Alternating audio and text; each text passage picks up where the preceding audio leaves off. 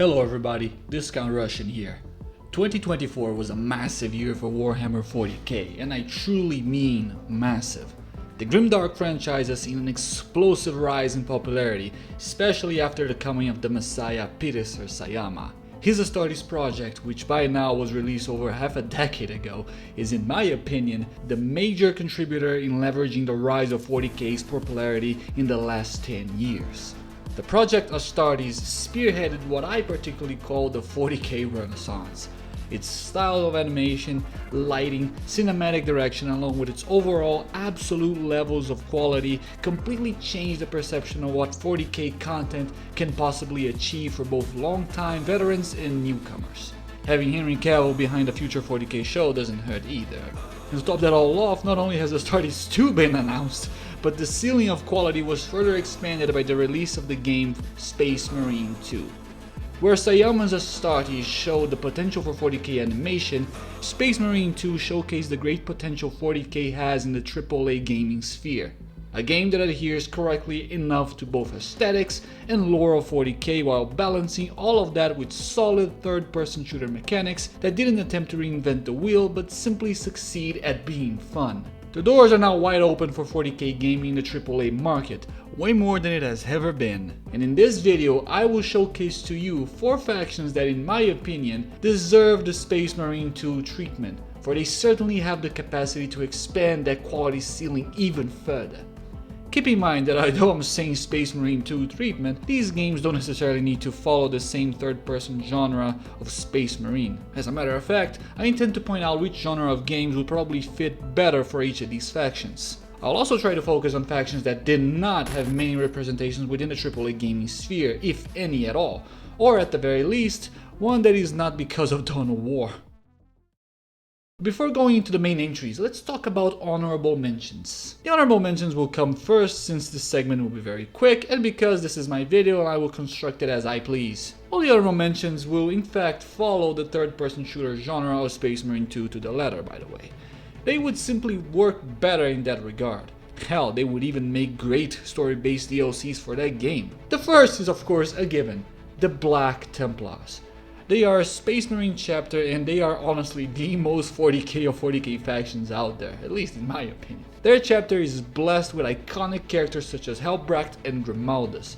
Their color scheme is amazing, arguably one of the most iconic within 40k's history, and who could ever forget their glorious campaign on Armageddon. That final last stand by Grimaldus is legendary among the last stand through all of fiction. As a matter of fact, I myself am kinda surprised that there isn't a Space Marine 2-like game based on them. But well, we can still hope. I have dug my grave in this place. I will either triumph or I will die. No pity, no remorse, no fear.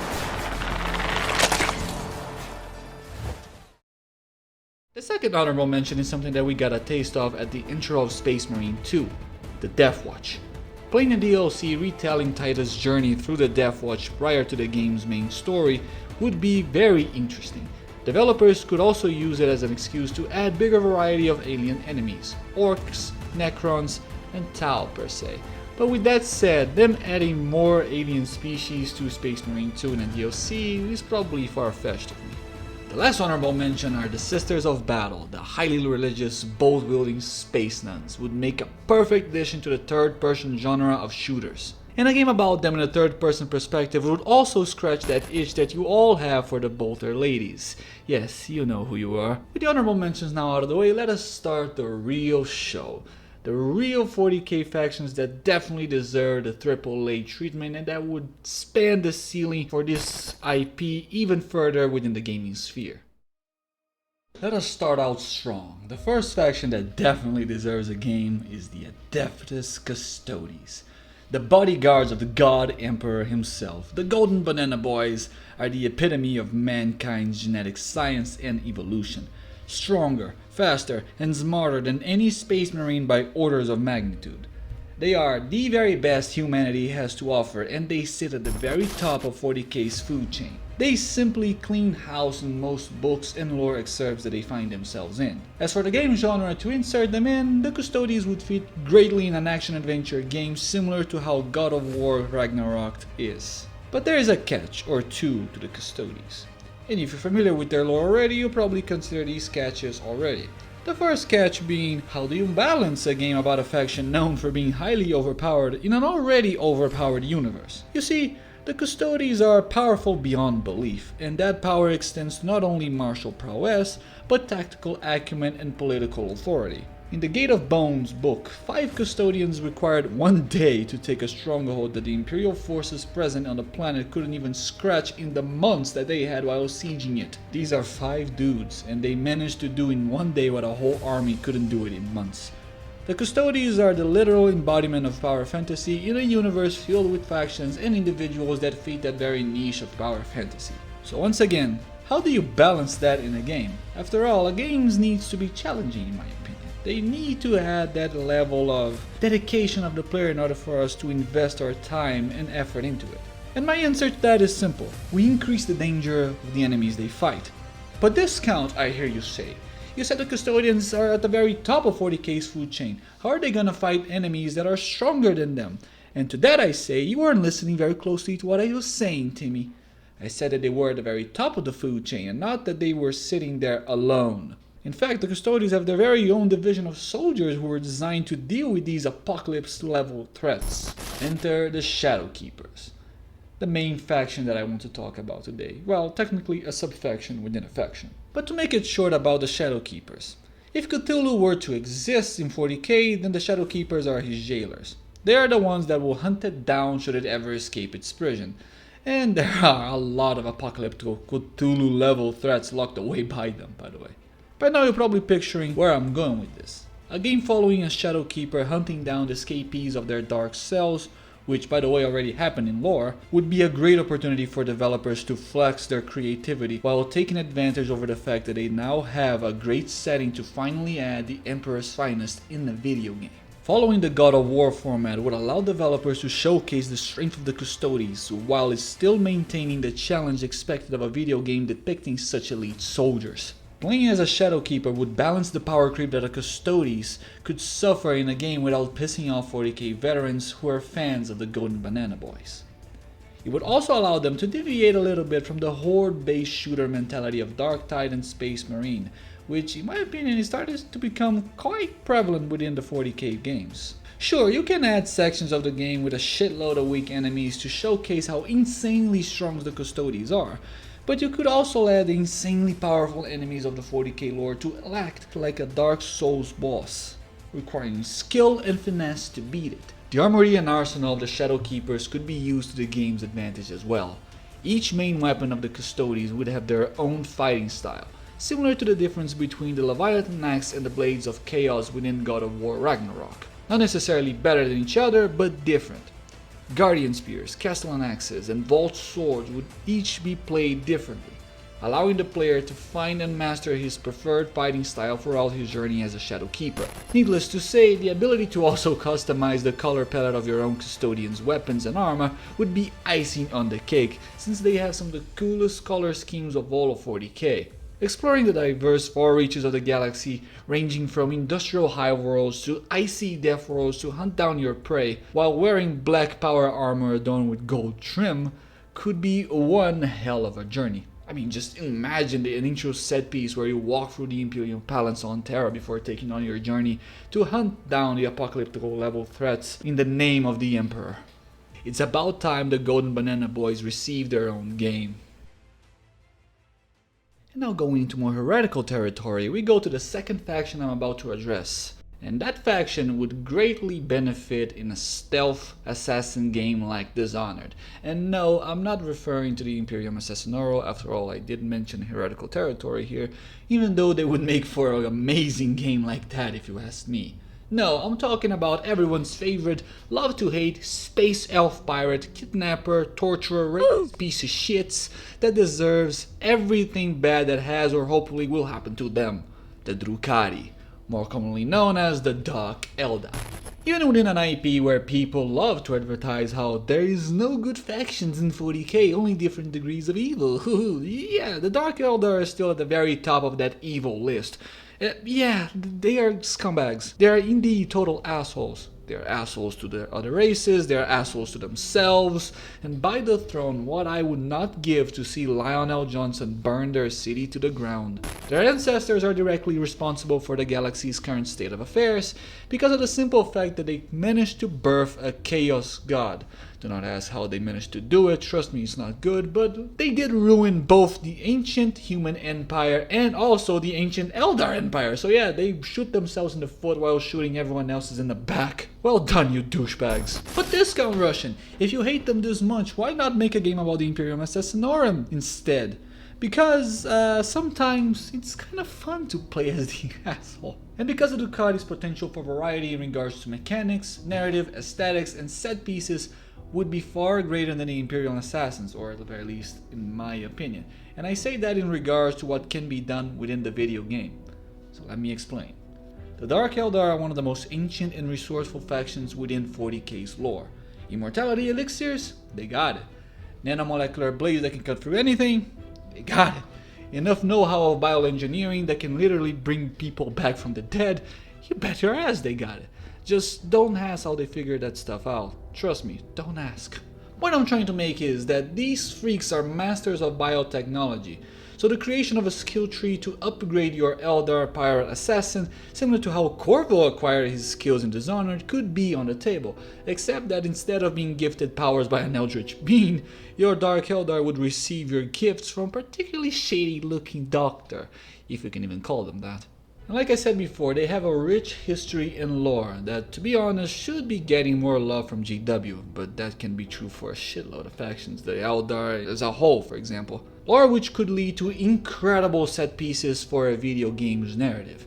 They have, after all, free access to the webway, the most efficient faster than light travel method within 40k. Hell, they even live inside the damn thing.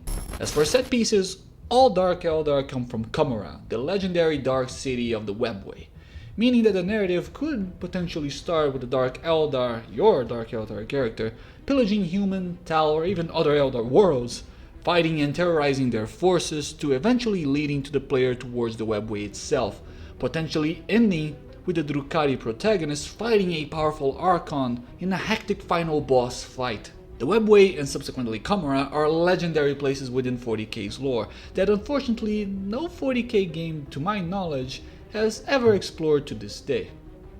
A Dark Eldar stealth assassin game would be a perfect opportunity to explore all of these set pieces without the lenses of the Imperium as well, adding variety of perspective within 40k games. So even if the Ducati can be particularly unlikable and perhaps an unappealing faction for you to sell, they are still a treasure trove of opportunity that a good gaming developer would have a field day with. The problem is, which developer should do it?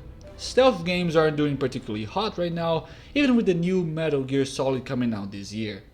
Making a dark adventure with the eye lenses of the Dark Eldar likely a distant and perhaps foolish hope on my part, but still one that we can theorize and pray for.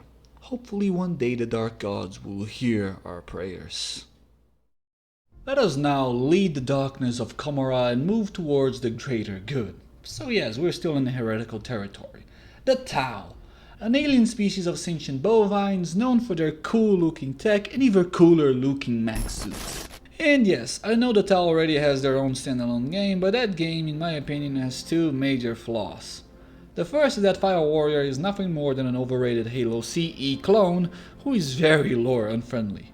Watching a lone Fire Warrior defeat multiple Space Marines by himself will never ceases to be weird to me, and they even dare say the Primarchs are plot armor.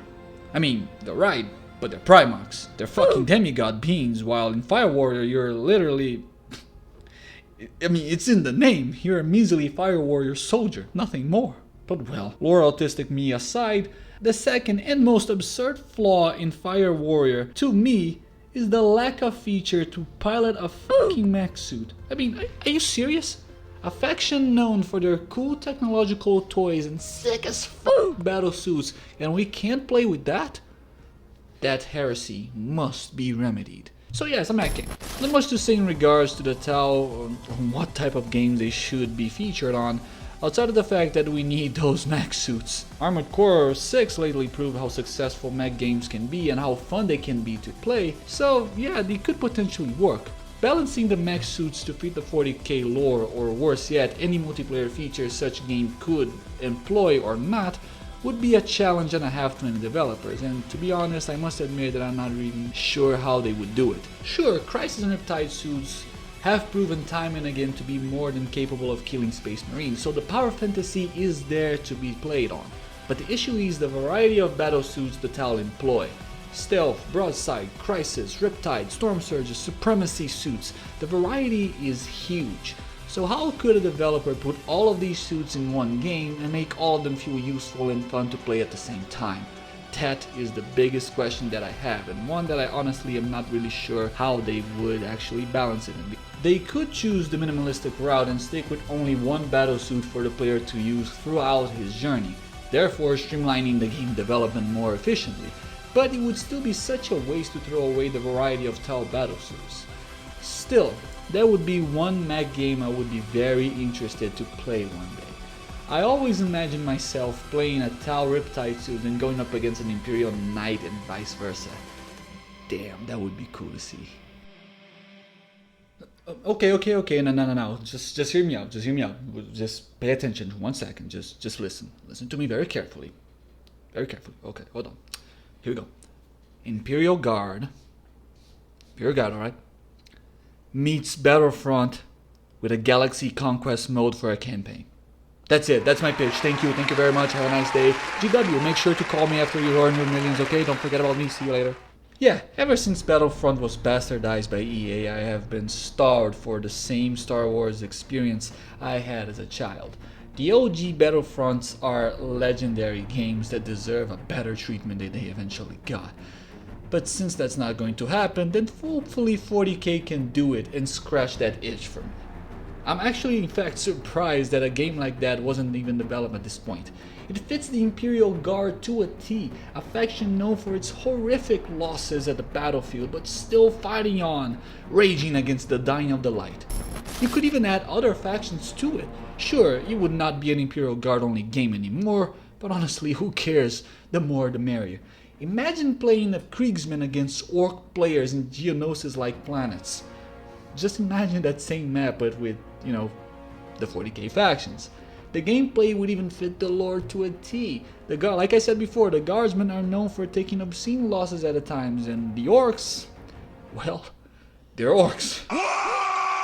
The idea just fits perfectly for the Imperial Guard. They have the units, the vehicles, and the hero units could even be Commissars, Space Marines, Living Saints, hell, even freaking Titans if you want to go balls to the walls.